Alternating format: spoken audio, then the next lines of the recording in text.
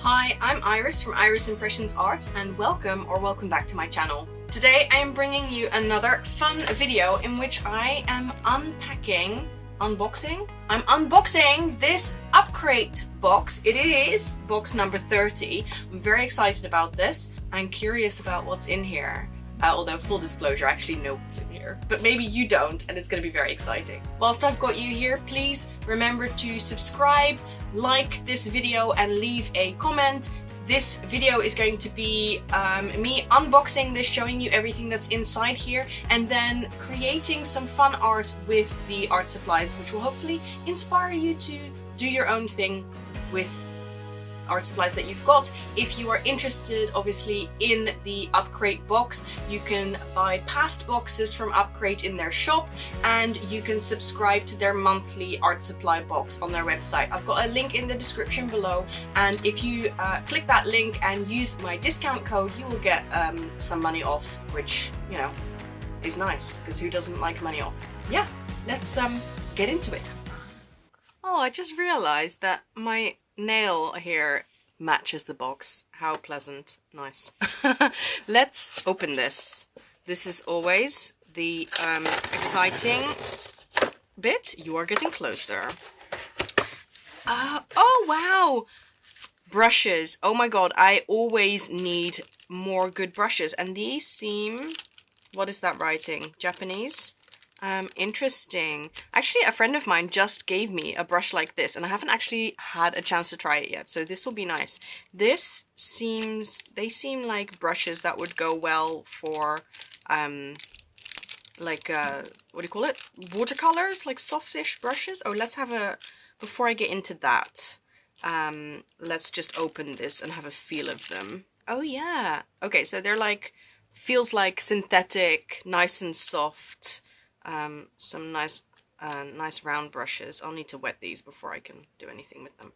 Nice! I'm excited about that. I definitely don't have enough brushes, so getting brushes is always a good thing. There's magic inside. I'm gonna try to preserve this sticker so that I can add it to my trashy memento journal. Okay, let's see.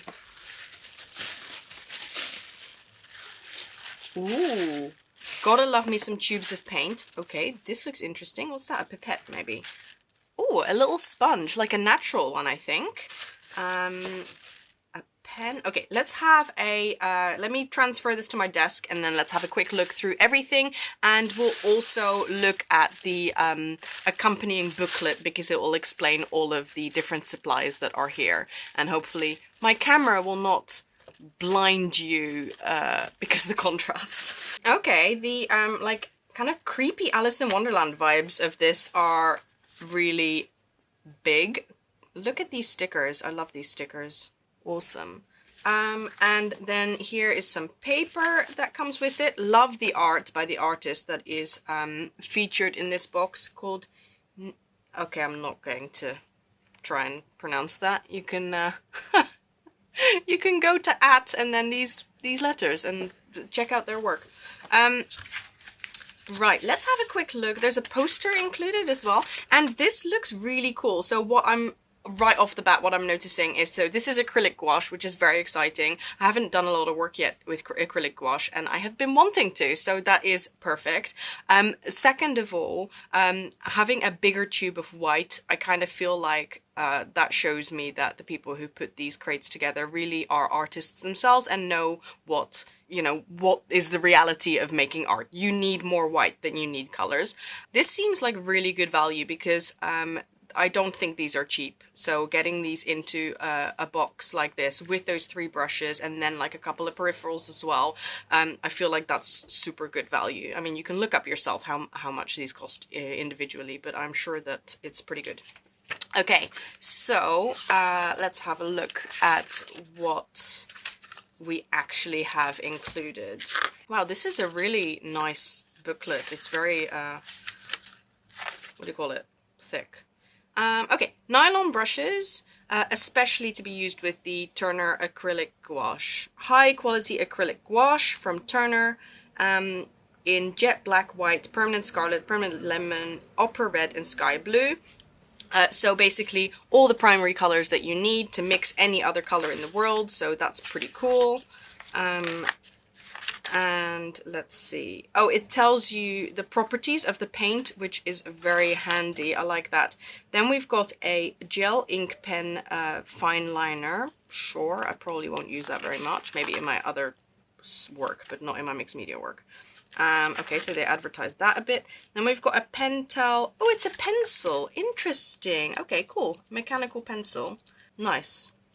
Can always use more of those. Oh, cool. And more like how to use stuff. That's really helpful. Saunders Waterford paper, which I love. That's one of the brands that I buy quite often anyway myself. I buy them in really big sheets and bind my own journals out of them and stuff. So this is really, really wonderful paper. This is hot pressed, which is my preference anyway. And it's got a nice color. It's like a bit of a off-whitish color, so that's nice. Oh, and this pipette. This pipette by Upcrate holds up to 1 milliliter of water and has a suction tip. It's ideal for picking up precise amounts of water for mixing and diluting colors and placing the drops exactly where you need them. That is a good point, actually. I'm always much more like slapdash with my brush and then like, you know, blah, blah, blah, it all goes wrong. Sponge. This sponge is very exciting. I don't have any sponges. But why do I want a sponge? Use your natural sponge to dab or wipe large areas of paint on your works and then cleanse them thoroughly with lukewarm water. Be careful not to wring out or boil the sponge. Instead, hang it up and let it air dry. Okay, cool. Okay, that's handy. Sure, I will try that out. And then the rest of the, oh look, she's so cute. The rest of the, that's the featured artist, the co-captain. The rest of the booklet is all about the artist. It's about other artists who have made art with these supplies. Wow, this is super detailed. Oh my god, and I love her art. So cool. More things about the art supply, step-by-step tutorial. There's a video tutorial included. Yeah, so just super cool. Also, what they do every month, they've got an Upcrate battle where basically everybody who gets the kit will create an artwork in the theme of the battle topic, which let's jump into your Adelaide's world. I don't know what that means, but obviously you can brainstorm on it. So obviously this Upcrate battle is already passed, but if you check out the one for this month's crate, then you can join in, and then everybody posts stuff on Instagram, and it is super cool and super inspiring. That's what's in this box. Okay, I'm legit all intimidated now because I've never used these supplies before. So I think what I'll do first is I'm gonna just get my sketchbook out. This is like a sketchbook with really thin paper.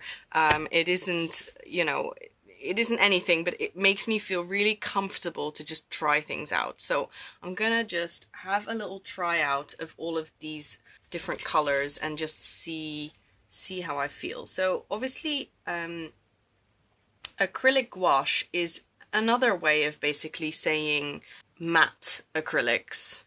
But I guess that the reason for calling them acrylic gouache is probably more to do with how the paint reacts, which is closer to how gouache reacts rather than acrylics, and like the viscosity of it as well.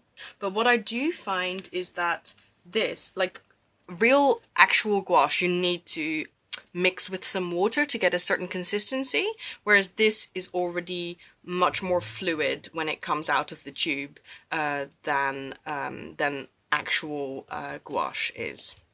So that is interesting to see. Oh, this is very pink. Oh, I love it. Love it. Noticing from cleaning my brush and how much work that is, the pigments are very bright. They're like lasting, if that makes sense. Oh, this one's a bit thicker, actually. Interesting. I'm doing this too big. It's not going to fit on the page. That's a me problem. Okay, let's do the red. Or no, let's do the blue, just so I'm getting a bit of contrast between the different colors. It's very CMYK kind of colors, aren't they? Like printer colors, which is good, because that means you can make pretty much any color with them, I guess. Nice. Love that kind of cyan blue.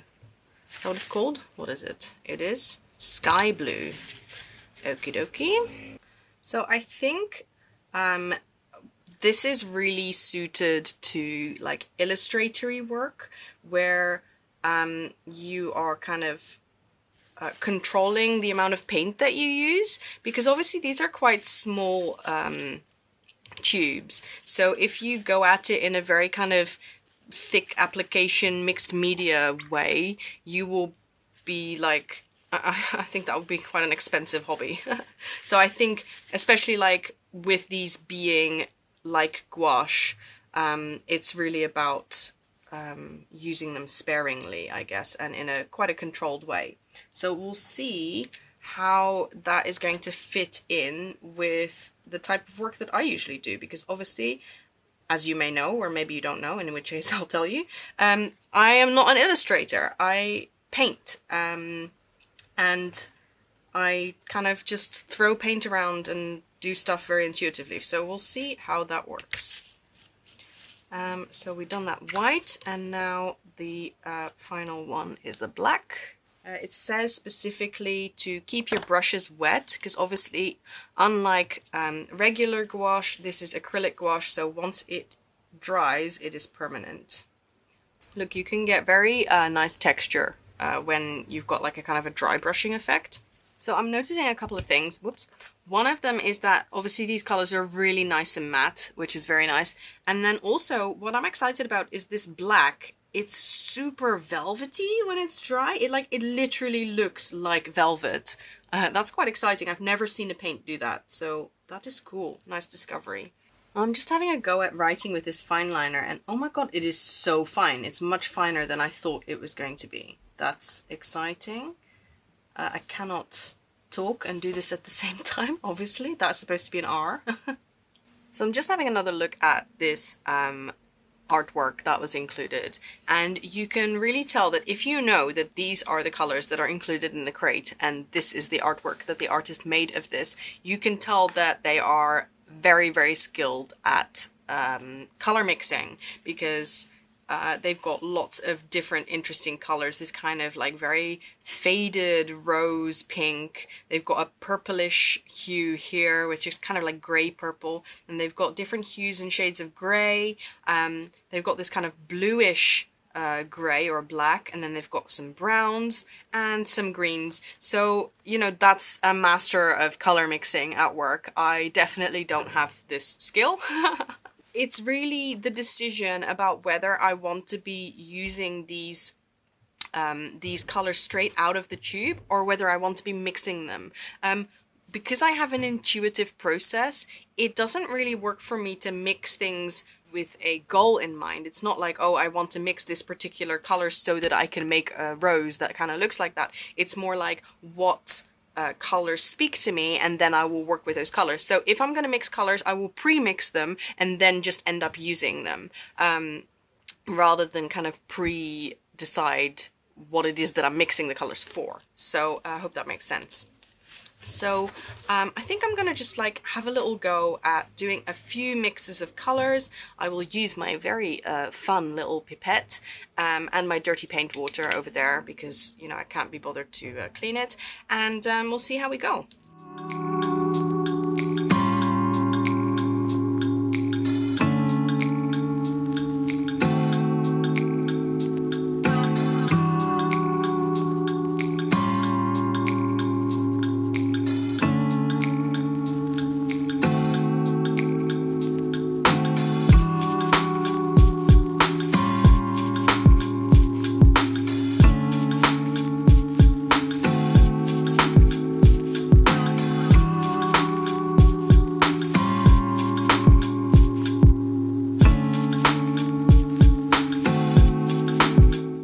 Okay, I feel like a seed of an idea is kind of forming in my mind as I'm playing. That often happens as I'm playing with my art supplies.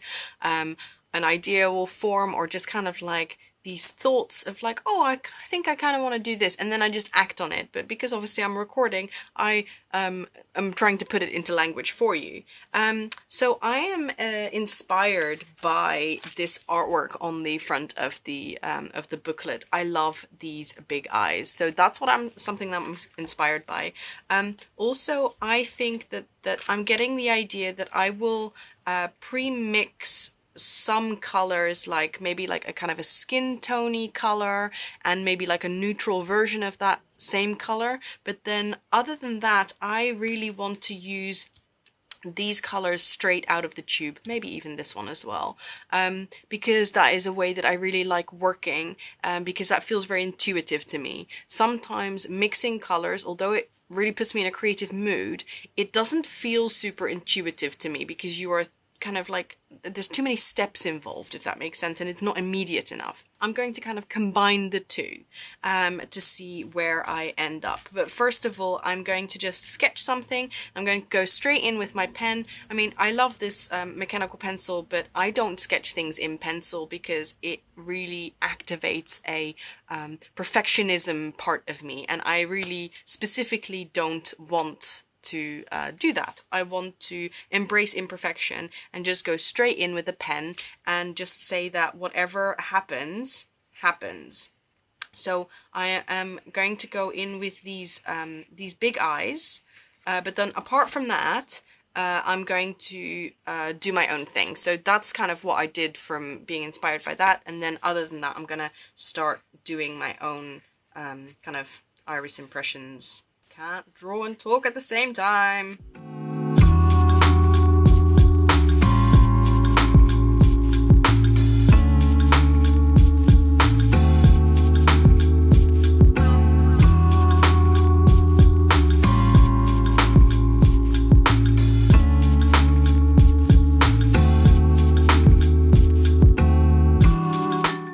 That's very interesting, wonky and weird, and I feel like that is a good place to start from. So I'm going to mix some kind of like a peachy color for the face, and then kind of fill that in and then see where I get to from there.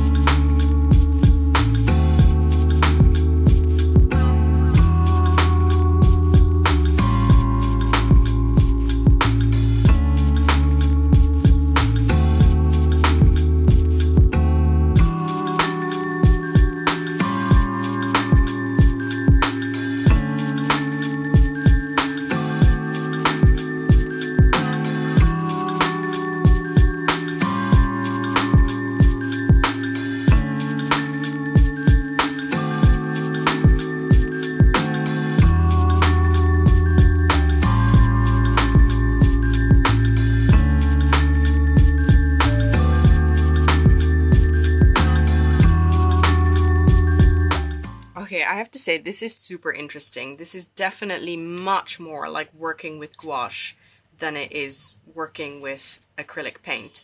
And I really find that in order to kind of like have a good experience moving the brush on the paper, I have to add water. Because straight out of the tube you don't have enough control, really. But maybe I don't want a lot of control, but for now I was kind of like coloring in, I guess. I need a little bit of control. So super interesting experience.